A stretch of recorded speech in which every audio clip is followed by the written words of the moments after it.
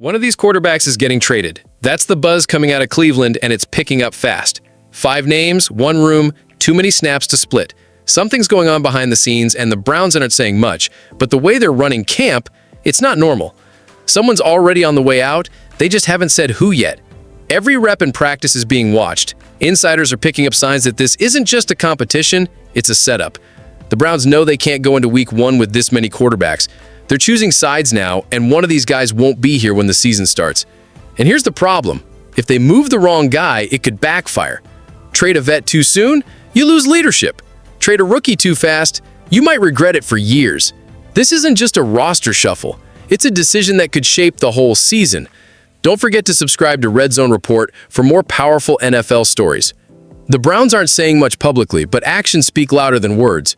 They're splitting quarterback reps in camp in a way that's too specific to be random. It looks like they've already decided who they're testing, who they're showcasing, and who they're ready to move. This isn't about competition. It's about setting the table for a trade. People close to the team are picking up on the pattern. The younger guys are getting just enough attention to keep teams curious. The veterans are getting just enough to remind the league they're still around. It's controlled, careful, and all about timing. The Browns are playing it smart, keeping things quiet until the right offer hits the table. They know this can't drag on for weeks. Once preseason games start, performances will raise or wreck a player's value. The front office is working fast behind the scenes, testing interest and weighing calls. They're not waiting around. They're preparing the deal now before the market shifts. Joe Flacco still has something left in the tank. He's not going to start, but teams around the league know he can step in, keep an offense steady, and help a young QB room.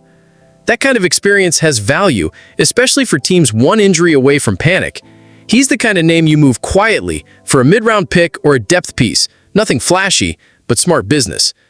Kenny Pickett is the tougher case. He's younger, but the shine is worn off. His recent injury doesn't help, and most teams already have an opinion on him. He started games, but nothing that changed minds. That makes him harder to sell, not impossible, but close. Teams might ask, why pay for a guy the Browns don't even believe in? Cleveland has to be careful. If they hold on to Pickett too long, his value might drop even more. If they trade Flacco, they lose the only calm voice in that room. It's not just about who's better, it's about who fits, who can be replaced, and who brings something the rest of the group doesn't. Unlike the vets, Shedeur Sanders and Dillon Gabriel come with no baggage, no bad film, no label, no narrative to fight. That mystery works in their favor. Other teams don't know what they are yet, and that unknown creates curiosity. When you've got raw talent and a clean slate, your value goes up fast in this league. What makes things more interesting is how both rookies are showing signs of growth in camp. Shedeur's timing and touch have caught attention. Gabriel's accuracy and poise are ahead of what most expected. They're not just camp bodies, they're options. And that changes how the Browns view this whole situation. Trading a rookie like this isn't easy. You don't want to give up a future starter just because your room is crowded today. The Browns have to weigh potential against pressure. Keeping both sounds smart, but if the right team makes an offer, one of them could be gone before anyone sees their first real snap. Now that preseason is here, every play matters more than ever. This isn't just about learning the offense or building chemistry. This is about earning a spot or proving you're worth trading for. Every snap is being watched by scouts, coaches, and front offices across the league. One strong drive can put a player on the radar. One mistake, that might take them off it. For Cleveland, this is the final test. It's no longer just about who looks good in practice. Flacco has to prove he can still move the ball. Pickett has to look healthy and sharp. Shedeur and Gabriel have to show flashes of something special. The Browns don't have time to wait around. These next few games will shape the final depth chart and the trade calls. It's a tough spot. Teams want answers, but preseason only gives a small window. A strong performance can boost a player's trade value overnight. A poor one? That might be the last chance. The Browns know that. That's why they're watching every rep like it matters, because it does. If the Browns are serious about making a trade, there are a few teams already watching closely. The Saints are one of them. Their rookie quarterback hasn't looked ready, and reports from camp say he's struggling to adjust. If they don't trust what they've got, Cleveland could be the place they look for help, especially since the Saints showed interest in Shedeur before the draft. And then there's the Colts. They've got talent across the board, but no real security under center. Anthony Richardson has injury concerns, and Daniel Jones hasn't exactly built trust. Adding a young quarterback from Cleveland might give them a chance to develop someone while staying competitive.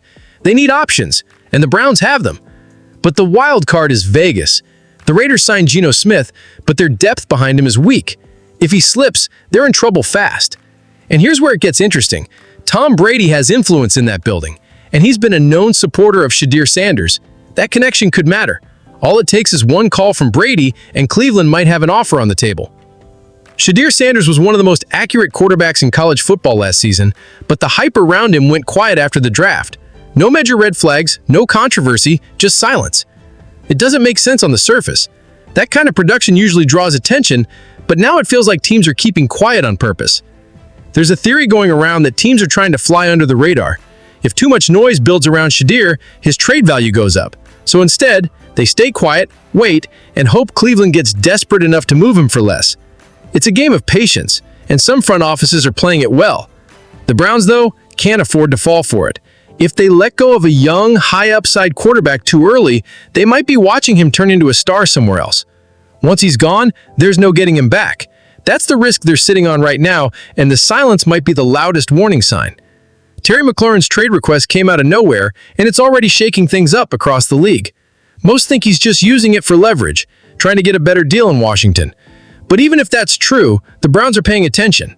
Denzel Ward already dropped a hint on social media trying to bring him in. That says a lot. Now imagine this. Jerry Jeudy on one side, McLaurin on the other. That would instantly give Cleveland one of the most dangerous wide receiver duos in the entire league.